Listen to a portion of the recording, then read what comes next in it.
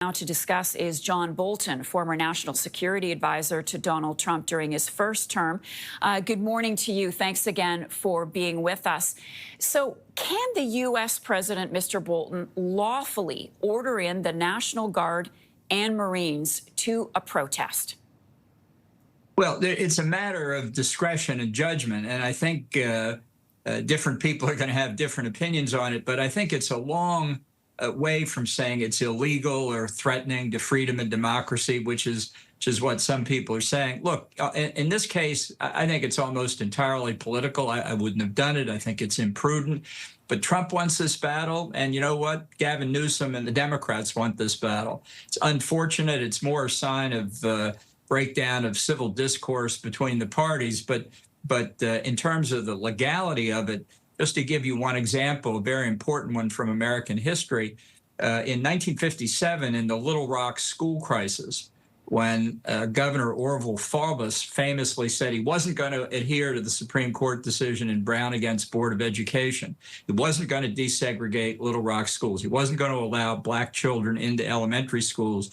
Dwight Eisenhower federalized the Arkansas National Guard and sent in the 101st Airborne Division to enforce the Supreme Court's order.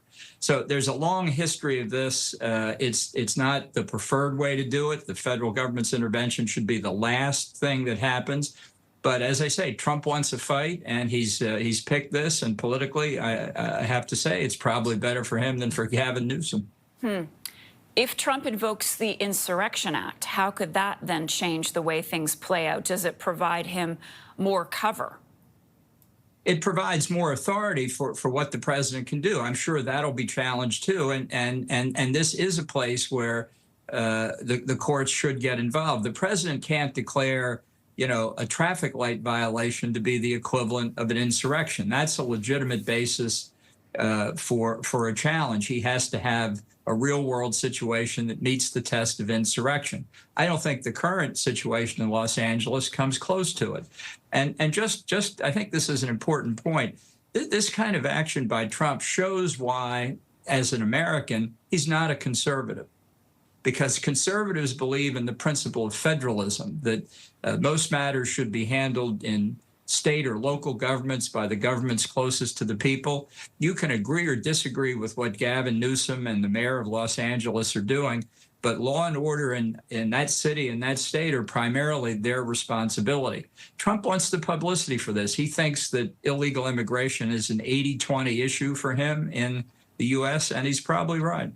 So when we see these protests now spreading to other big American cities, is that an image, Ambassador, that you think the president likes to see on television screens?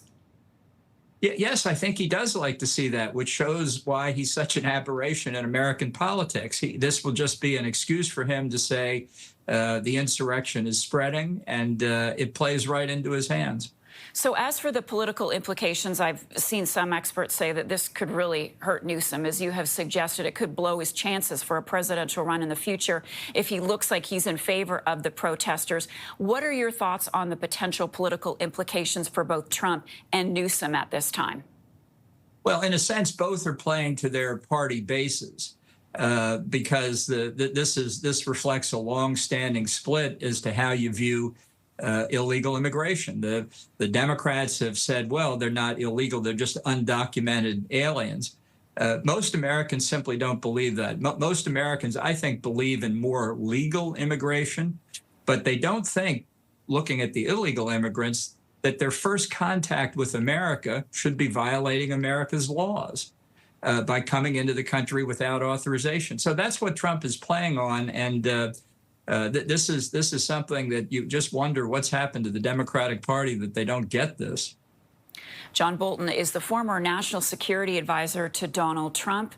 Thank you so much for being with us, Mr. Bolton. Thanks for having me.